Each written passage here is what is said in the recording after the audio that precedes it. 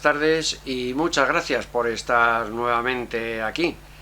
Hoy vamos a hablar de otro tema diferente, pero de actualidad total. Vamos a hablar de la otra Ucrania, de Armenia, otra de las 6 repúblicas soviéticas que está siendo invadida, pero bueno, parece que a nadie le importa. Allí no hay trigo, no hay intereses internacionales y a nadie quiere hablar de lo que está ocurriendo, ¿no? Del territorio del Nagorno-Karabaj.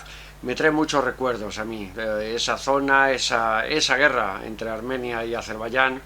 Estuve en ella en los principios, cuando se empezó a recrudecer, una vez salieron de la Unión Soviética todas las repúblicas.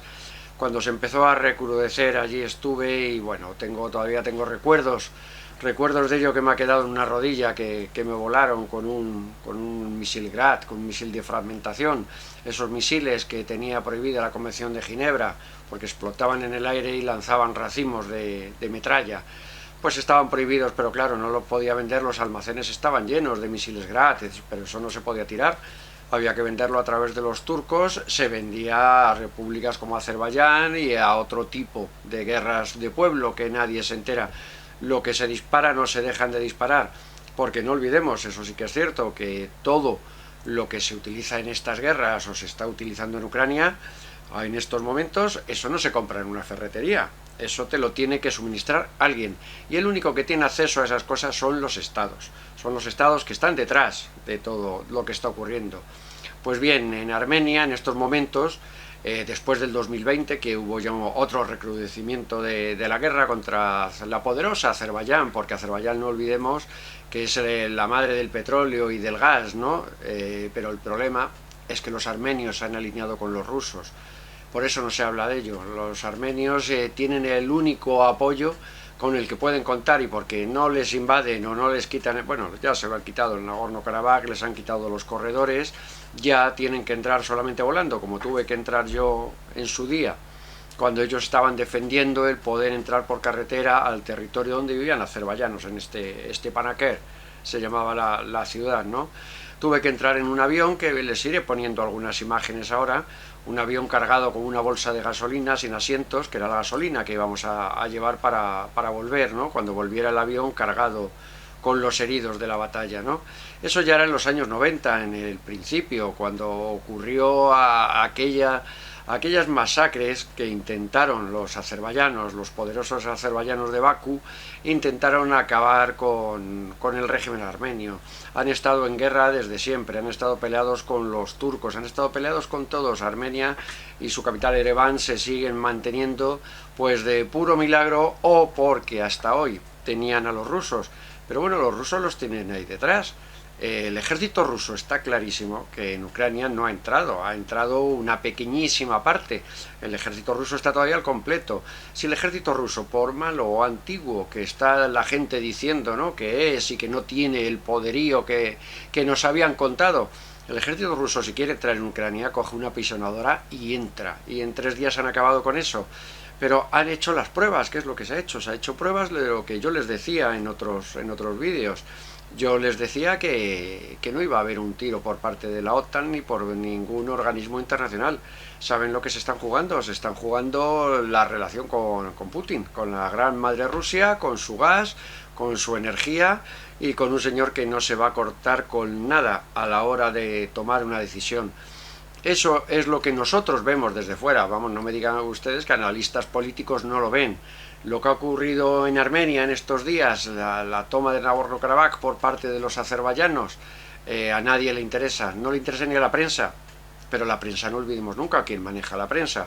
¿Por quién maneja mi barca? Pues lo mismo, la prensa la siguen manejando los gobiernos.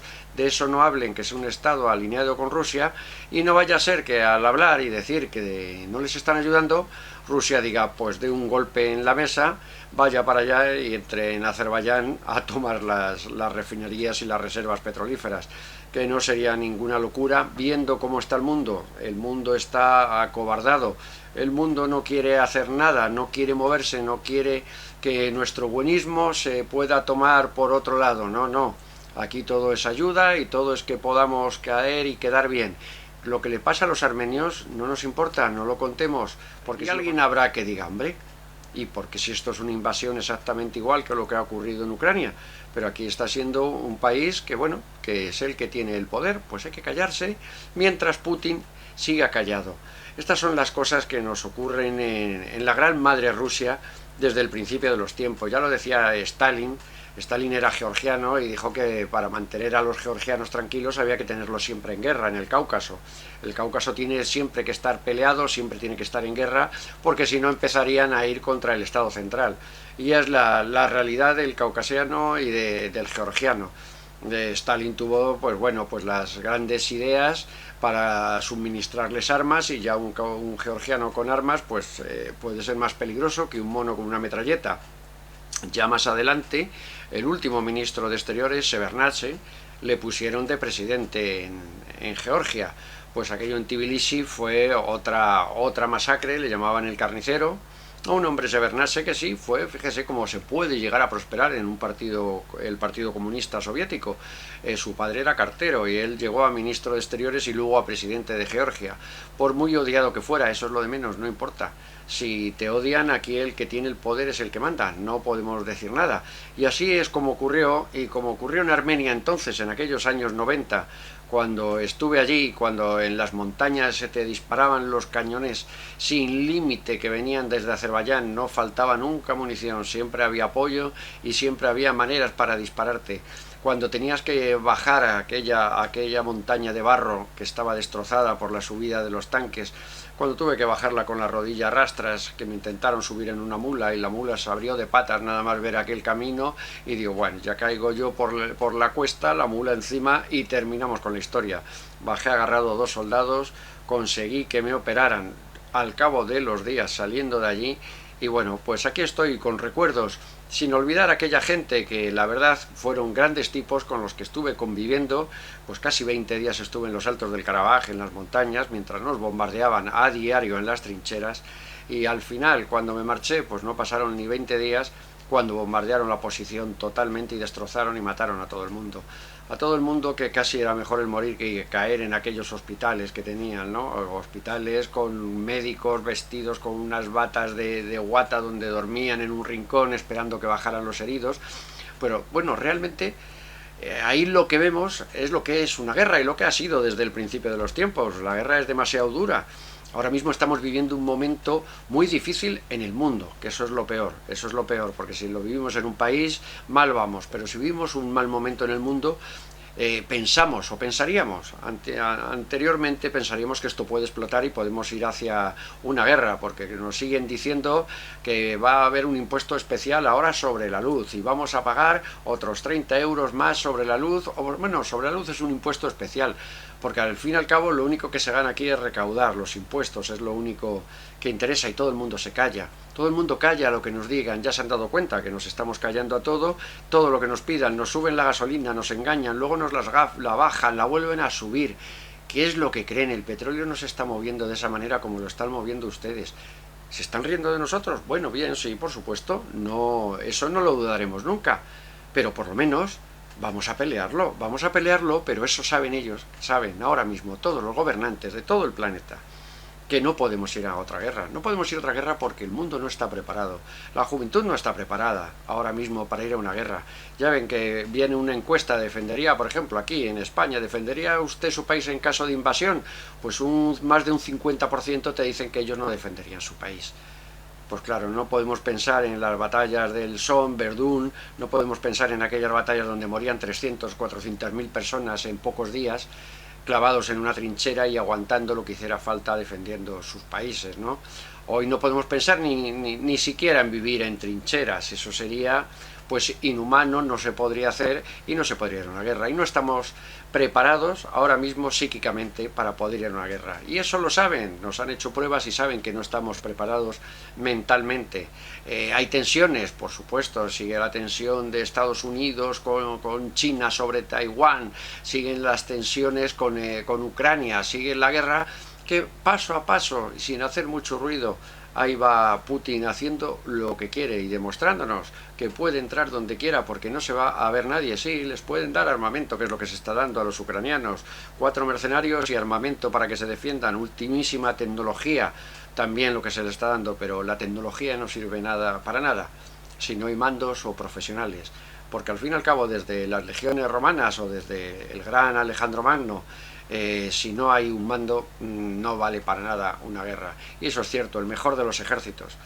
Estamos en guerras tecnológicas ahora mismo, que apretando un botón puedes acabar con quien quieras, pero al fin y al cabo si hay guerra de trincheras, guerra de calle, hay que tener mandos, hay que tener estrategias, hay que saber pelear, y eso es lo que nos han enseñado que no debemos aprender, que no debemos aprenderlo, y es lo que siempre nos cortan en el punto de saber cómo esta gente del Karabaj que daban su vida defendiendo allí, esperando a que cualquier día explotara como explotó y se acabó todo. Y cuando bajaban del frente, yo los veía, cuando estaban en Stepanakert subiendo, los veía bajar todos con heridas en la espalda, en el trasero. Digo, esta gente siempre les pillan corriendo. No, es que cuando se disparaban, lo vi, cuando lo sufrí.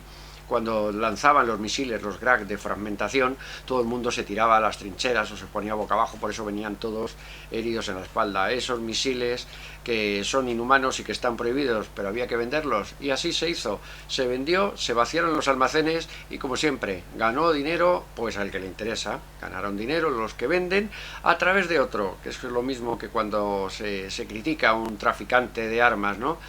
Alguien tiene que hacer ese trabajo, porque un Estado no lo puede hacer directamente. Si cae alguien, tiene que caer el traficante, pero fíjense que los traficantes que caen son muy pocos. Y los grandes traficantes de armas, los que venden en grandes guerras, ninguno. ¿Por qué? Pues porque son ellos mismos, es el mismo perro con distinto collar y trabajando para el mismo.